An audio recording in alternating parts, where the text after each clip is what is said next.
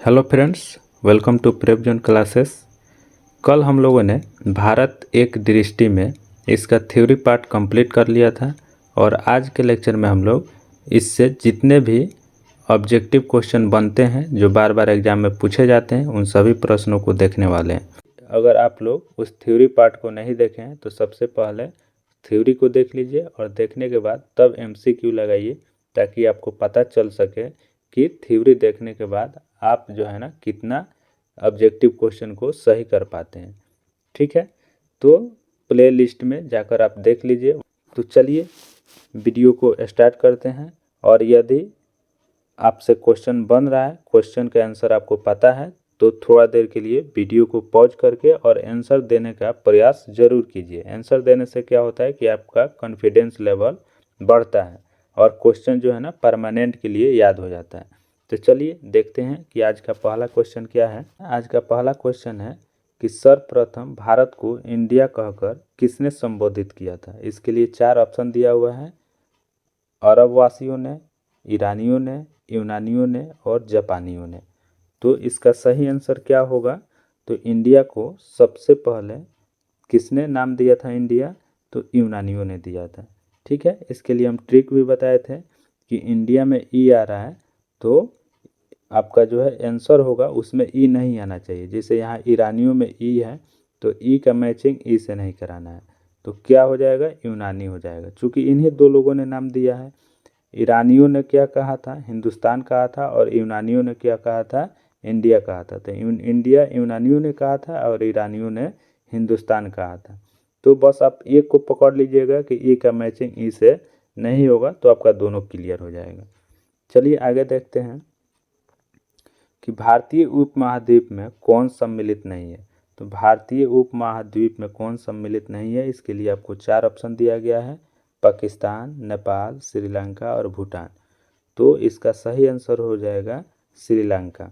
पाकिस्तान, नेपाल, भूटान ये सभी जो है उपमहाद्वीप में शामिल है।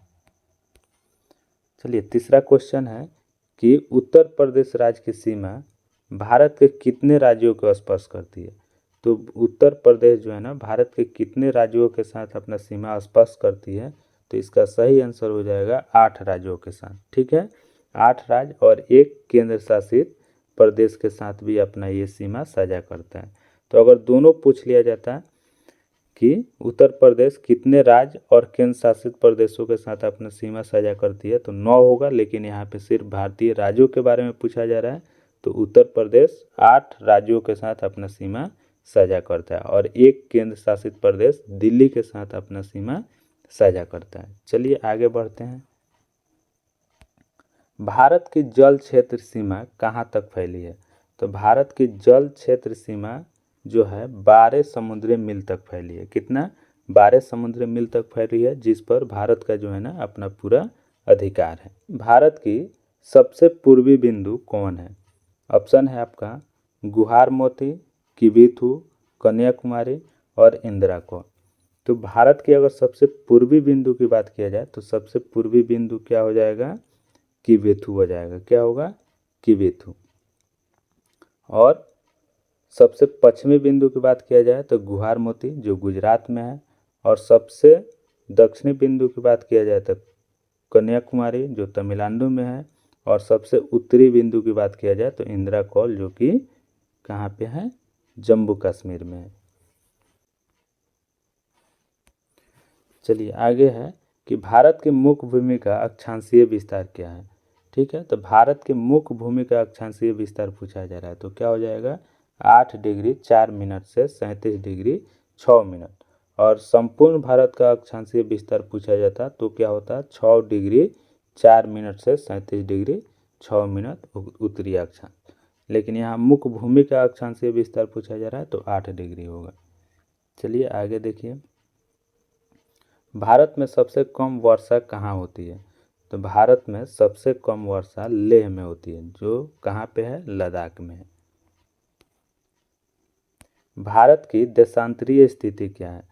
तो भारत की देशांतरीय स्थिति क्या है? 68 डिग्री 7 मिनट से 47 डिग्री 25 मिनट पूर्वी देशांतर। ठीक है, बाकी ये तो पश्चिमी देशांतर में है नहीं, ये तो 2 ऑप्शन ऐसे ही कट जाएगा। और यहाँ पे आपको पूर्वी देशांतर में 2 ऑप्शन है, तो आपको अगर 68 भी याद रखते हैं तो काम चल जाएगा। भारत का संलग्न क्षेत्र सीमा कहाँ तक फैली है? तो भारत का संलग्न क्षेत्र सीमा जो है 24 समुद्री मील तक फैली है, जिस पर भारत को जो है ना अपना कर वसूलने का अधिकार है। ठीक है। भारत का औसत समुद्र तल का मापन किस तट से किया जाता है? आपके लिए ऑप्शन है मुंबई, गोवा, केरल और चेन्नई।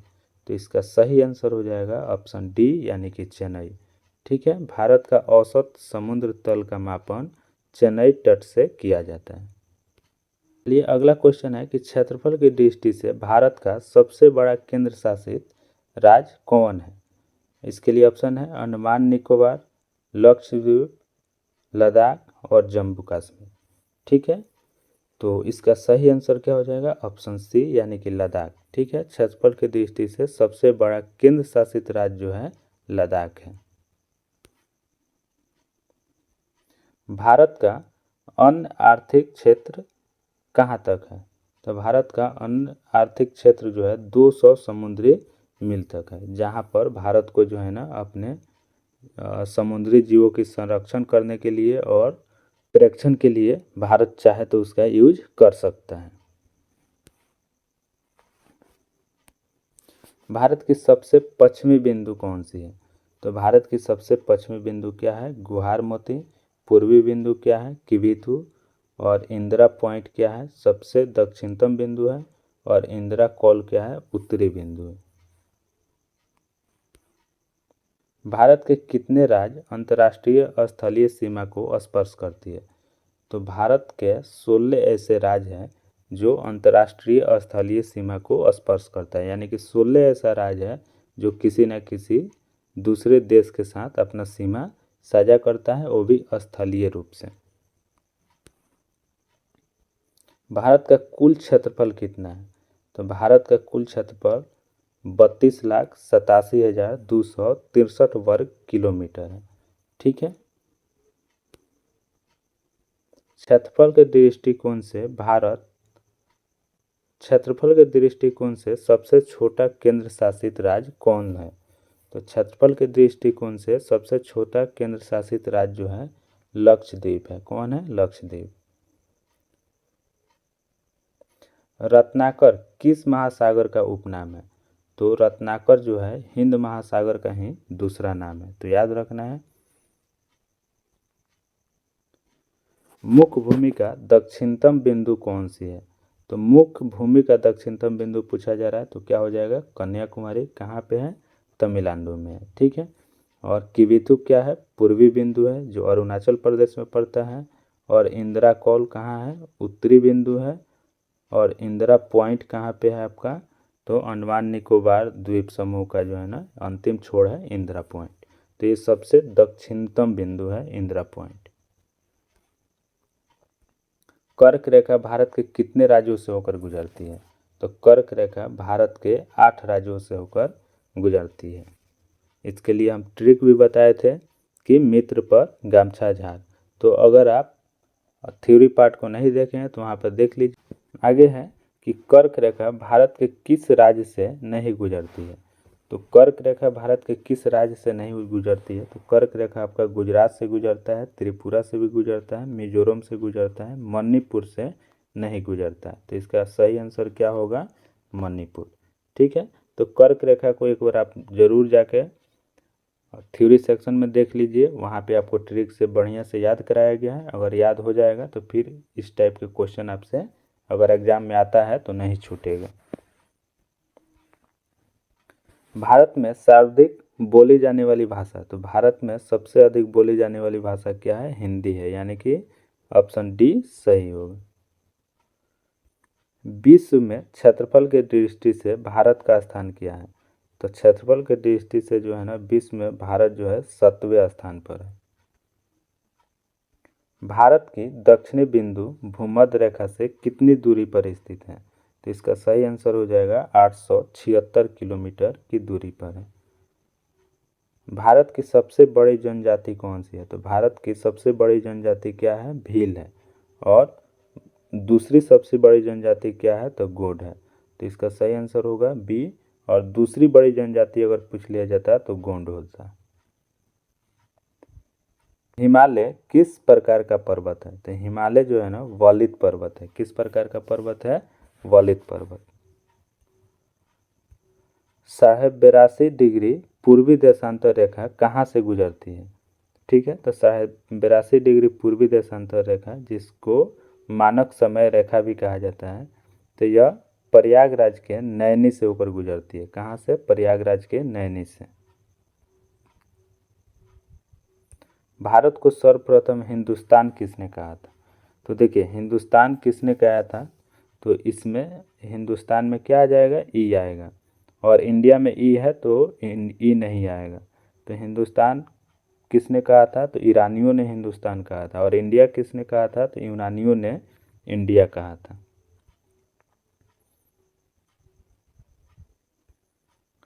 साढ़े 82 डिग्री पूर्वी देशांतर कुल कितने राज्यों से होकर गुजरती है, तो 82.82 जो पूर्वी देशांतर रेखा है, ये टोटल जो है ना 5 राज्यों से होकर गुजरती है, ठीक है। 5 राज्य कौन कौन से हैं, तो एक यूपी है, उत्तर प्रदेश, एमपी है, मध्य प्रदेश, एपी है, आंध्र प्रदेश, और उड़ीसा है, और छत्तीसगढ़ है।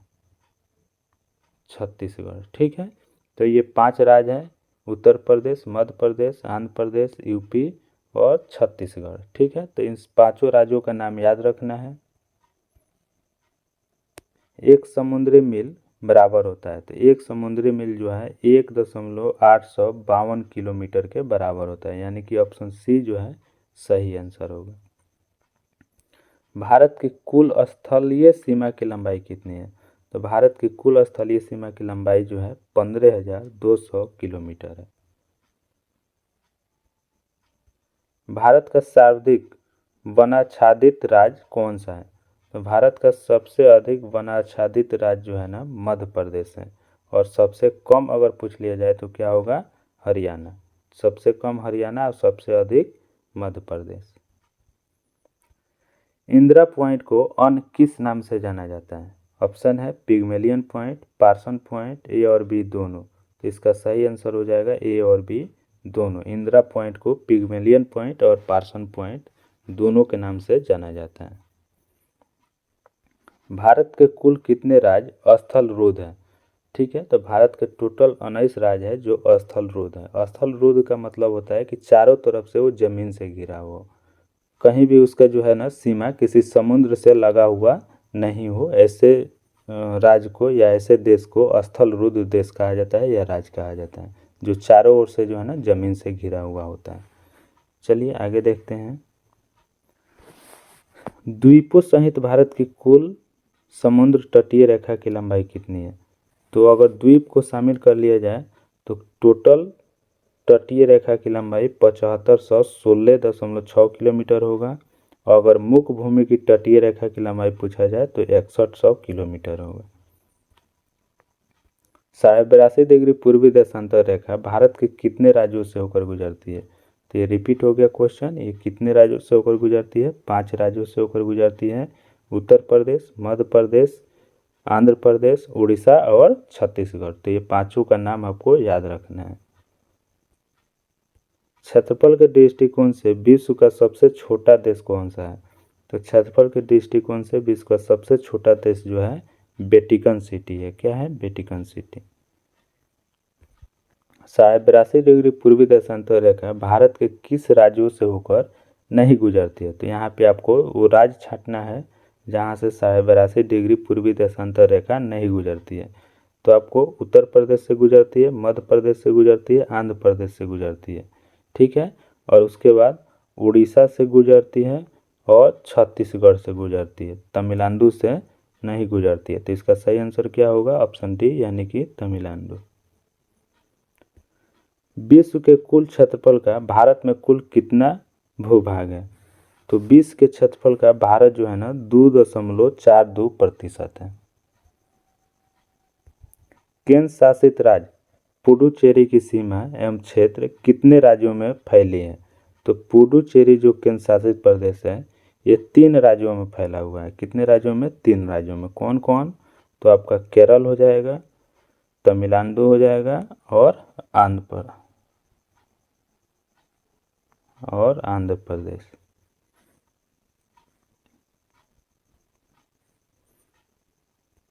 भारत के कितने राज्य हिमालय पर्वत को स्पर्श करती है? तो भारत का 10 राज्य है जो हिमालय पर्वत को स्पर्श करता है। कितने स्थल रुद्र राज्य और केंद्र शासित प्रदेशों की कोई अंतर्राष्ट्रीय सीमा नहीं है? तो टोटल कितना हो जाएगा? 6, जिसमें 5 राज्य है और एक केंद्र शासित प्रदेश है जिसका कोई भी अंतर्राष्ट्रीय सीमा नहीं है, यानी कि विदेश के साथ जो है ना अपना सीमा साझा नहीं करता है। ठीक है। भारतीय मानक समय रेखा एवं कर्क रेखा एक दूसरे को आपस में कहाँ काटती है? तो भारतीय मानक समय रेखा और कर्क रेखा एक दूसरे को छत्तीसपुर के सूरजपुर में एक दूसरे को काटती है। भारत का सर्वाधिक पूर्वी राज्य कौन सा है? तो सबसे पूर्व में भारत के कौन सा राज्य है? तो अरुणाचल प्रदेश। तमिलनाडु कहाँ है? तो सबसे दक्षिण में है। गुजरात सबसे पश्चिम में है। कर्क रेखा इनमें से किन राज्यों से होकर नहीं गुजरती है? ठीक है, तो देख लीजिए, आपका मिजोरम से गुजरता है, राजस्थान से गुजरता है, गुजरात से गुजरता है, आंध्र प्रदेश से होकर नहीं गुजरता है। सबसे छोटी तट रेखा वाली राज्य कौन सी है? तो सबसे छोटी तट रेखा वाली राज्य कौन सी है? तो गोवा है। और सबसे बड़ी तट रेखा वाली राज्य कौन है? तो गुजरात है। ठीक है।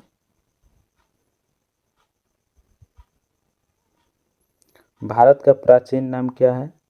ऑप्शन है जम्बू द्वीप, आर्यावर्त और ए और बी दोनों। तो इसका सही आंसर हो जाएगा ए और बी दोनों। भारत का दोनों ही प्राचीन नाम है, जम्बू द्वीप और आर्यावर्त।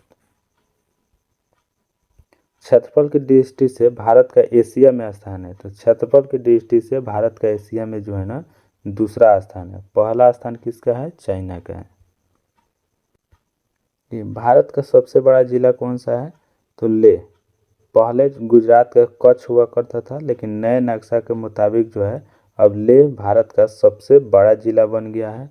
और थाने जो है ना जनसंख्या के अनुसार सबसे बड़ा जिला होगा और दूदू ये सबसे छोटा जिला है। क्षेत्रफल के अनुसार विश्व का सबसे बड़ा देश कौन सा होगा? तो क्षेत्रफल के अनुसार विश्व का सबसे बड़ा देश क्या होगा? रूस होगा। अगला क्वेश्चन है कि भारत के उत्तर से दक्षिण की लंबाई कितनी है? तो ये क्वेश्चन मैं आप लोगों के लिए छोड़ रहा हूँ। अगर आप लोग को आंसर पता है तो आंसर कमेंट करके बताइए, नहीं पता है तो इसका आंसर पता करके और ज़रूर कमेंट करके बताइए कि भारत के जो है उत्तर से दक्षिण की लंबाई कितना है। इसके लिए आपको 4 ऑप्शन दिया गया है। जो ऑप्शन है आपको ABC करके आपको लिख कर कमेंट करना है। चलिए, तो आज बस इतना ही। 50 क्वेश्चन था जो हम लोगों ने कंप्लीट कर लिया। फिर मिलते हैं अगले लेक्चर में अगले टॉपिक के साथ। तब तक के लिए आपका दिन मंगलमय हो।